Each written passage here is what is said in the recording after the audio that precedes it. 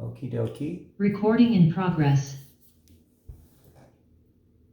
It would seem to me that the thinking when you're working with an individual patient is extremely solitary, focused, individual.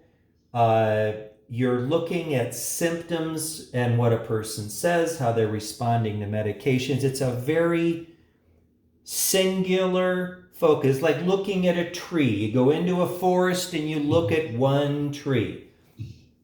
Now, if you're going to get involved in public health, you got to look at the whole forest. And maybe you got to look behind you too. And maybe you got to get up in the air and look, what's going on in 100 miles, 500 miles. It's a different kind of thinking that is maybe has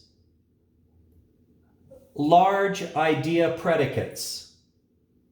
Like I have this value I need to meet, and this one, it has to be something I can communicate to people. Can I create a system that will affect this? What is the truth about what's causing it? They're more intellectual and less personal, although it's almost like you're dealing with a lot of patients because you have to talk with a lot of people and listen very carefully to what they tell you about the area that you're trying to make a decision on. But anything more that you can share about the difference in your thinking on the public health side versus working with individual patients? It's a very fascinating topic.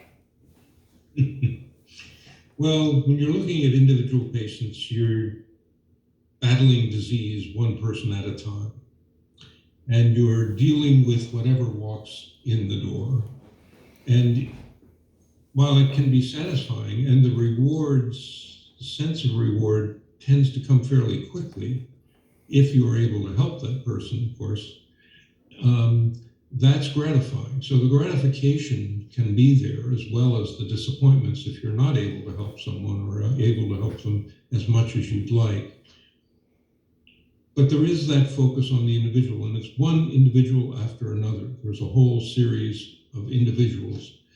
And in a private practice could be 1,500 or 2,000. And asked for in a time that might be convenient or might not be convenient for the doctor. Whereas when you're working on policy issues, you are not necessarily under that same pressure of time and how much time you have to make a decision.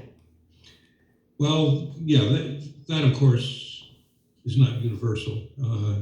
There can be public health emergencies as well, where you're really pressed to make decisions, and you have to make decisions even in the absence of incontrovertible evidence, and that can get very nerve-wracking. So that I think the intellectual involvement is pretty much the same, but on the public health side, you do have a little bit more control of your calendar, of your own environment. It's not total, of course, and certainly in my career, I've gotten calls in the middle of the night, and I've had to work hard. But the advantage looking back now is that while I think I put in as many hours as just about any clinician, I was able to arrange them in ways that were less intrusive on my family life.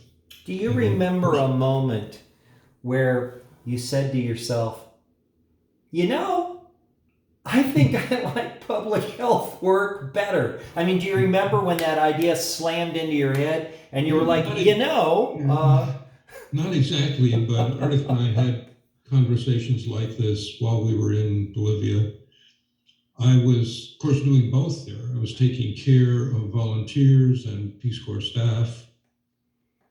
So I was dealing with some illness, although this was largely a healthy population.